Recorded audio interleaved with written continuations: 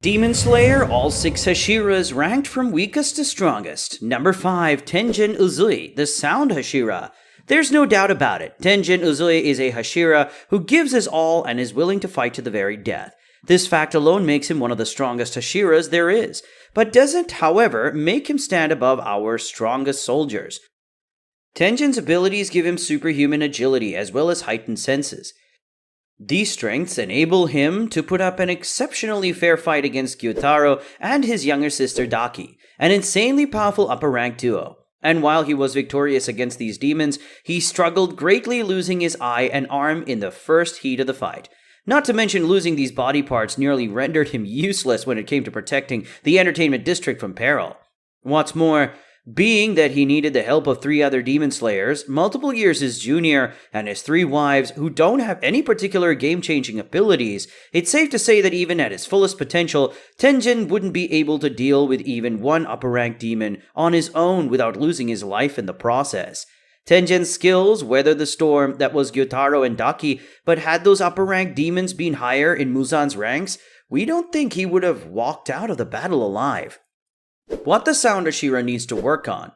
Tengen is someone who we seldom see by himself, while relying on others is something we all must do eventually. We believe Tengen working on how he can overcome obstacles by himself, since this would serve him better than depending on his wives or his gym rats. Also, his sound ability may have favored him in the beginning, but it was his swords that secured the win. Perhaps giving his swordsmanship a little more attention will give him the upper hand. Number 4, Mitsuri Kanroji, the Love Hashira. At first glance, Mitsuri Kanroji doesn't look like a warrior. She's a bubbly individual living a carefree life and doesn't seem to have a serious bone in her body. But beyond the surface, Mitsuri, the Love Hashira, is a person any demon should be terrified to spar against. In the Swordsmith Village arc, we observe Mitsuri use her skills to slice through her opponents. Her love-breathing talent empowers her to destroy anything in her path, while her uniquely crafted sword aids in executing the action without breaking a sweat. Mitsuri may be a fantastic swordsman, able and willing to cut her foes down, but her true strength lies in her passion to fight for others who cannot fight for themselves. Granted, caring for others is a requirement for all Hashira to have, yet when it comes to Mitsuri's zeal for the lives of others, she's simply a sight to behold, especially since her caring nature gives her the drive to be the best version of herself that she can be. We'll see more of the Love Hashira's prowess in the soon-coming episodes, but if what we've seen thus far is only a sliver of her potential, we can say with a fair amount of certainty that she is amongst the few Hashira who can successfully put up a good fight against the strongest of upper-ranked demons. What the Love Hashira needs to work on. In a way, Mitsuri is Shinobu's opposite in what she needs to work on, her inner confidence, rather than her physical strength. Mitsuri didn't have the happiest experiences growing up, and her trauma set her back a few paces. Nevertheless, if she continues to channel her pain into power and stop holding herself back, we know she can make it to the top of the list. Number 3. Kyojuro Rengoku, the Flame Hashira. Kyojuro Rengoku was a beam of light whose physical presence would put people at ease. His ability to diffuse a perilous situation didn't just come from his boisterous personality, but also stemmed from his undeniable prowess. At only the age of 20, Kyojuro surpassed his father, Shinjuro, a former Hashira, by taking down one of Muzan's subjects, Enmu, with a single mighty strike. The Flame Hashira made this look extremely easy, despite Enmu having the upper hand, proving that as long as he was fully prepared and had some sort of knowledge of his opponent, any powerful demon was no match for Kyojuro. But sadly, Kyojuro wasn't so fortunate the second time around. In the Demon Slayer Mugen Train, we bore witness to an epic fight between Kyojuro and Akaza, one of Muzan's upper-rank demons. Akaza's sudden appearance threw a wrench into Kyojuro and his fellow Demon Slayers' plans, as they were ill-prepared to deal with someone of his caliber. Nevertheless, Kyojuro analyzed the situation immediately and used what he deduced to give the enemy a struggle. The Flame Hashira put up so good of a fight that Akaza had no choice but to flee because of his vulnerability to sunlight. Had Kyojuro had just a bit more strength to keep Akaza in place to get burned by the light, it's safe to assume that Akaza may have leaned closer to defeat rather than Kyojuro. Kyojuro Rengoku gave his life to save the lives of Tanjiro, Kamado, and his 2 young Demon Slayer friends.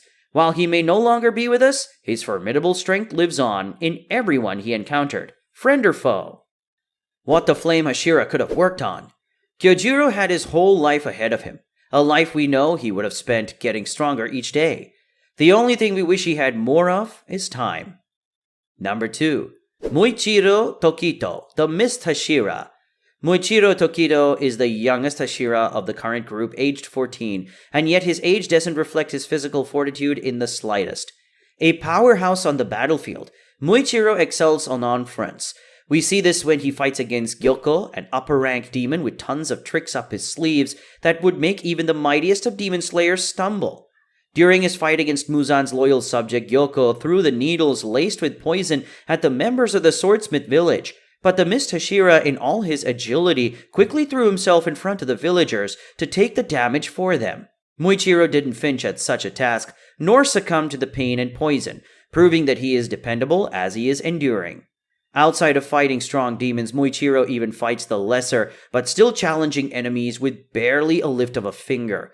He sliced through Gyoko's deadly creatures with ease after figuring out where their weak spots were. And even with him being preoccupied with smaller enemies, he was still thinking of a way to get back to the main village to fight off the 4-in-1 demon, Han Tengu, showing that Muichiro can handle multiple stressors simultaneously.